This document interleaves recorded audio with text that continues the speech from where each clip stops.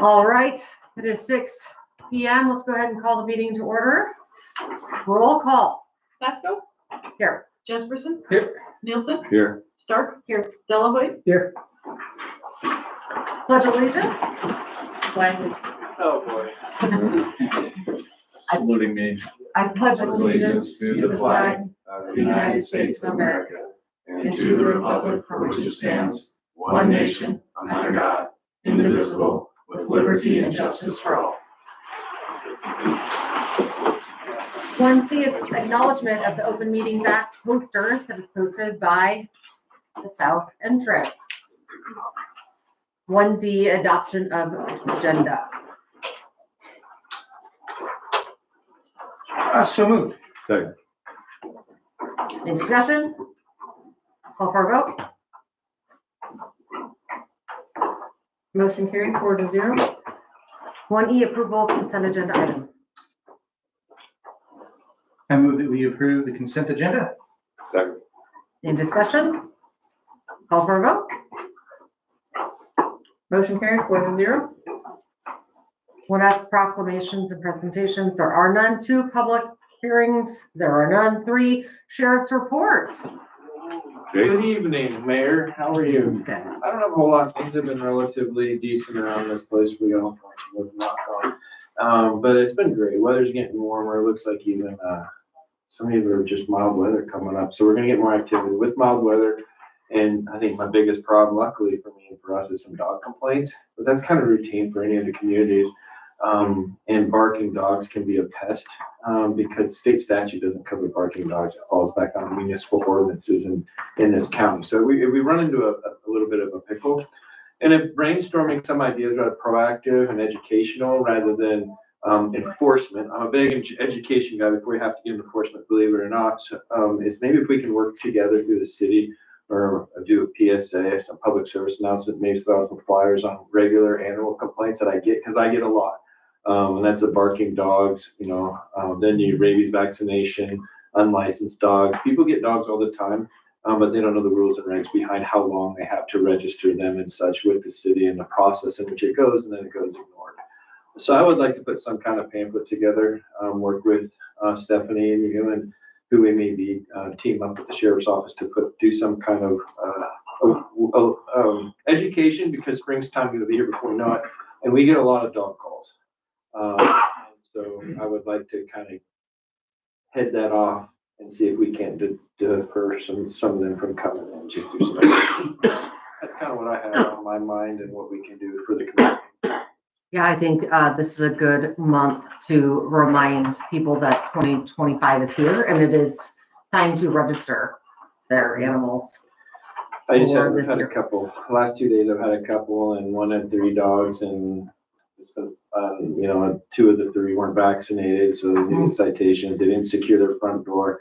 So it's all that's a dog. It resulted in a dog bite, and there was injury, but it was minor. But it was nice people, couple nice people, and it's just the door doesn't latch on the front, and the cane corso got out with 2 boxers, and all of them which can be irritable, but good dogs. And right next door with the 5-year-old kid, mom scooped up. She got bit in the leg, and their lab was fighting with them in their garage, and it could have just been as simple as one step you can do is just keep your door latched. Make sure your door's latched, and if it is, and it doesn't latch, get it fixed. And they knew it didn't latch. Daughter had left the hard door open. Screen door wasn't latched. They busted out when they saw the dog. Completely could have been avoidable.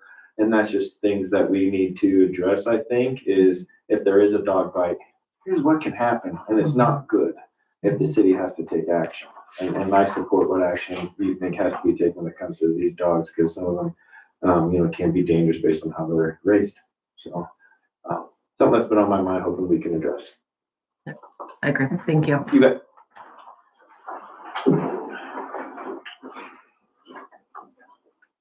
For public comments, is there anyone here that would like to make a public comment to the council or myself? No? Okay. 6, consideration of claims and financial report. 6A, claims for payment. I move we accept claims for payment in a total of $122,370.67. Second. Any discussion? Call for a vote? Motion carried 4-0. 7, introduction of resolutions. There are none. 8, introduction of ordinances. 8A, consideration of third and final reading. Ordinance 2411.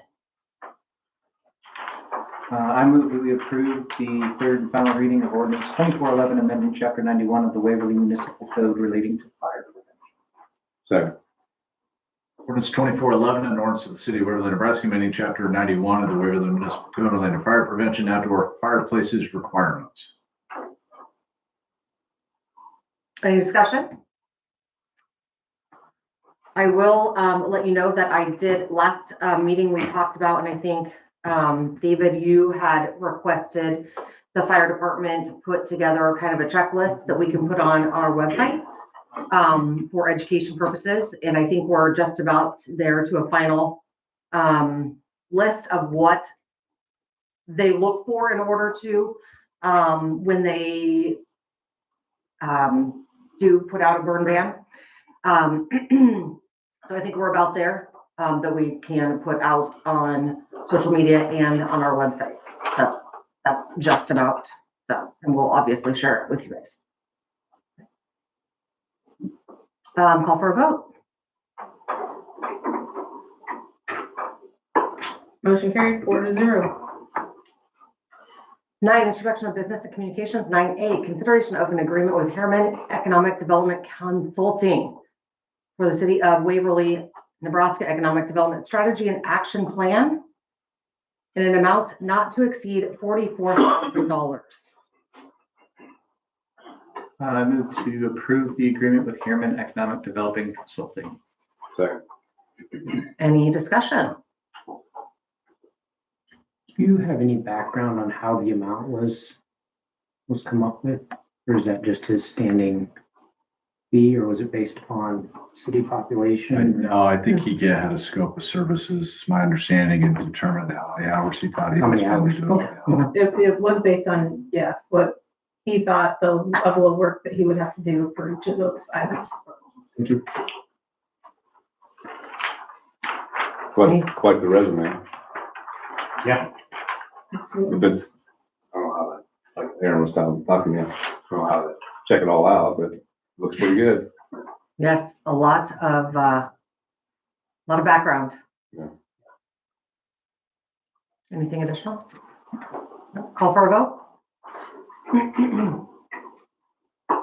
Motion carried 4-0. 9B, consideration of a bid from Burt Gurney and Associates for dissolved oxygen and oxygen reduction potential probes in an amount not to exceed $21,290. I move to approve the bid from Burt Gurney and Associates. I'll second that. Could you explain to me a little bit what this is entitled? I'm not sure what all that means. So they're instruments, they're tools that are probes that go into the water that is the effluent out of our wastewater treatment facility. And so it's measuring the different chemical components in the water that's coming out of our. I was gonna ask you about that, they want to give me a So that's what it is. I mean, it's a tool to help us keep track of the flow of water that's coming out of our wastewater treatment facility and also what it's made of. It's also going to help them so that they can run it remotely and turn on the blowers and lights and everything remotely so that they can better utilize the electricity that's being used at the facility. So. Thank you. I think it is important to point out too, this was part of the budget process too. So, Yeah. Yeah. Pre-approved. Anything additional? All right, call for a vote, please. Motion carried 4-0. 9C, consideration of a scope change order with JEO Consulting for the new well siting project. I move that we approve the scope change order number 1 for the new well setting project. Second. Any discussion? One of the things that we talked about, just so you guys are aware, I know Stephanie kind of put it in her discussion, but one of the things we want to make sure we do is education. It's a big topic for a lot of us. And we want JEO to help us with the education, developing the materials, the pamphlets, and going out and actually doing the education as well. And that's what this change order is for, that they can help assist us with the education piece on the well siting. And they did help. I didn't put that in my other report, but they did help with the East Trunk sewer line. So that was it was very important to be able to talk with our constituents whenever we do projects like that. So they were very impactful when we did that project. And that education's for the landowners? Is that who the education's primarily? So it will be that piece, but also information that we can just put on our website, you know, so they'll have all of the pieces so that we can share that information to everybody. Kind of what's going on during the process and all that kind of stuff, because it's kind of confusing sometimes. So, yep. And these are big ticket items too. Yeah, absolutely. Anything additional? All right, call for a vote, please. Motion carried 4-0. 10, committee reports, 10A Human Services, Park and Rec. Allison? Okay, the sign up for spring soccer, summer baseball, and summer softball is going on until February 3rd. Adult co-ed and volleyball league is going on Wednesday nights at the middle school. Christensen Tree Service has a couple of stumps that they still need to grind to complete Wayne Park. And then there's going to be discussion about replanting trees. Shayna is meeting with the pool manager to discuss the upcoming season. They're looking to hire lifeguards, concession staff, assistant manager, and seasonal park staff.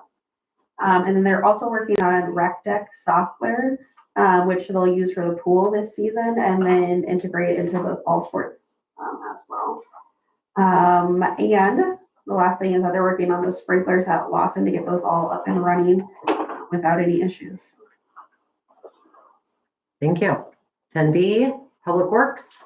Aaron?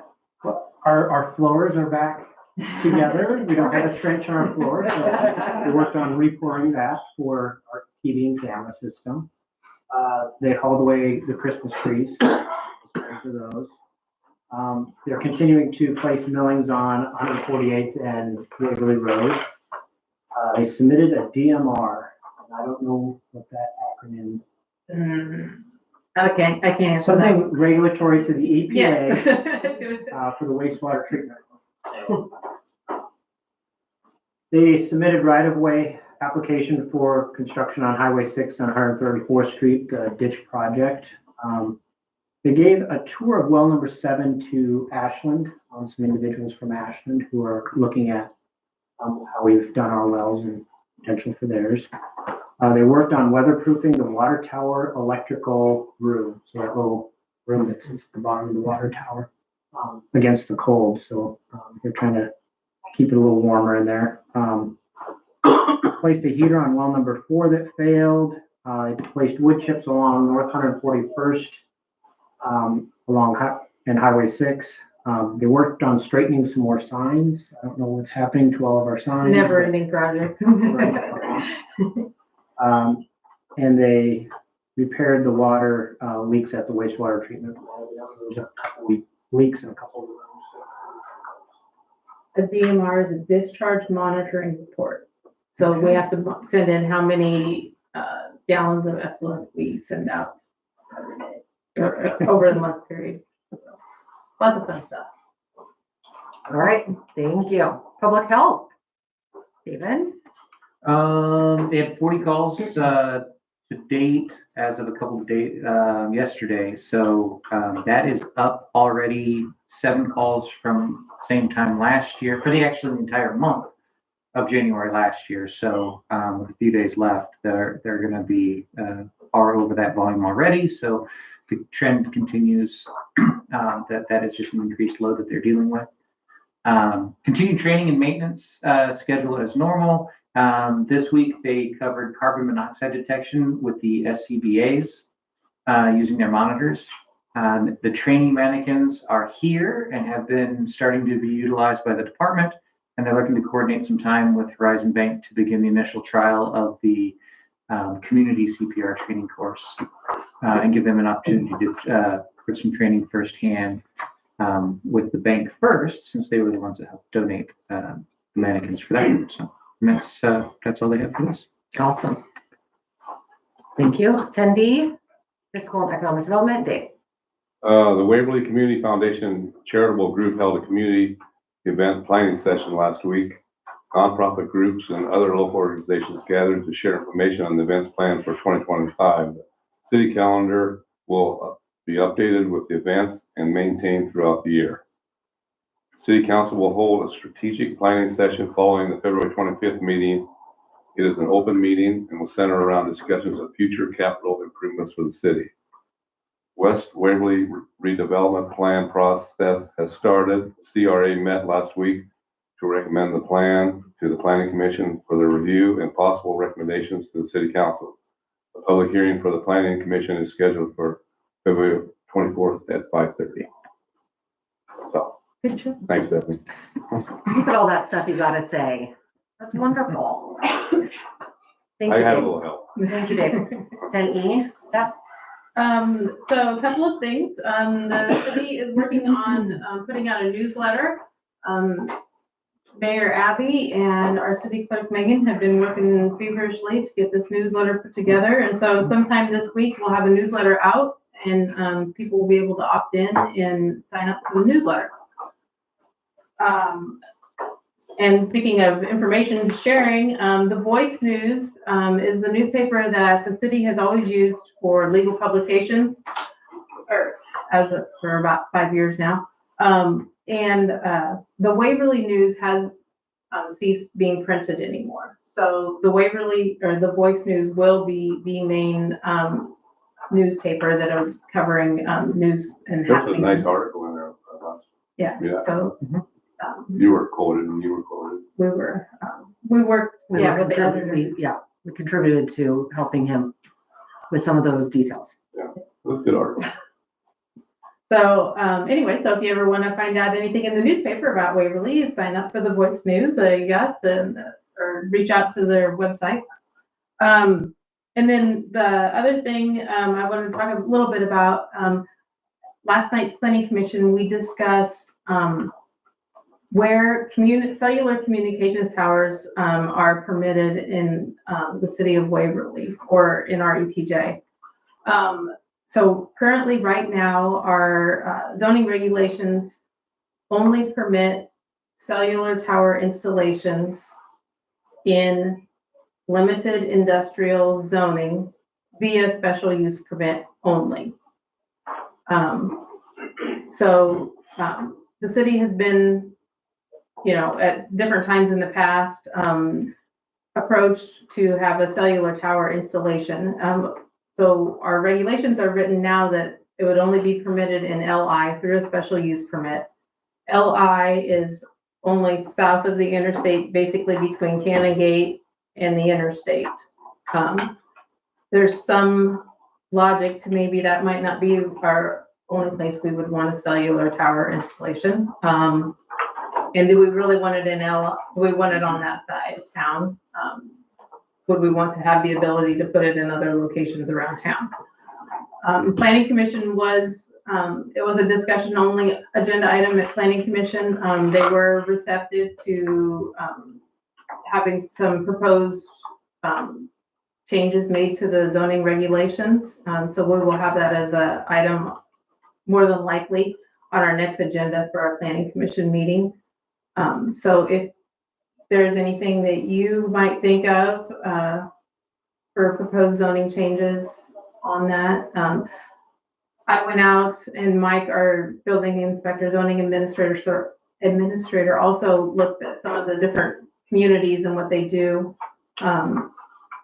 Most communities our size, Hickman and Ashland, for example, they only have one cellular tower installation because it's able to kind of cover the whole community. We're getting large enough that we might need multiple cell towers to be able to get good reception on both ends of town. So I did look at City of Columbus, and they have very very lengthy cellular tower regulations. And so I think maybe we might want to try to strike a happy medium in there. City of Columbus, all of their cellular tower installations are permitted via special use permit only, meaning, and you can put conditions on those. It has to look like this, it has to stay in this, have so much screening or something like that. It can only be made out of X number of materials or something. All of them right now have 100% setback. So meaning that if the tower is 100 feet tall, that it has to have a setback of 100 feet. So meaning if it were to fall for some reason, it would still fall on the lot that it's on and can't cross any lot lines. So we may look at proposing some changes, something similar to that, where it might be allowed, permitted in other zoning districts, but be a special use permit only. So it would have to go to the planning commission public hearing, and then it goes, marked as that, go to the city council, then as a public hearing, also if there's a special use permit. Yeah. So it would appear before both groups to even be permitted, so. But if you have any feelings on that one way or another, please share those with me. I'd appreciate that. That's all I have. Do you know, is it, not that we would, but is there any stipulation on what zone it has to be in? Like, or could it be in residential, commercial, industrial? We can limit it or. You just can't prohibit them entirely. Some cities tried that. Gotcha. Like, yeah, can't do that, but you have to have a rational basis for why you put it where you want to. But it could be in Sure. any of those zones. Okay. I didn't know if there's regulations about it. Like, Columbus says, they prioritize them. So they say, first, we would prefer to have them Sure. here, and then, so they prioritize them. That's if you have the special use permit, then you could. Right. And with the special use permit, you have the ability to attach certain rational conditions to it.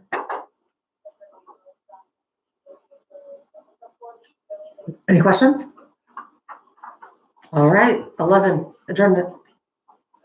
So moved. So, Call for a vote. Motion carried 4-0. Meeting adjourned at 6:22.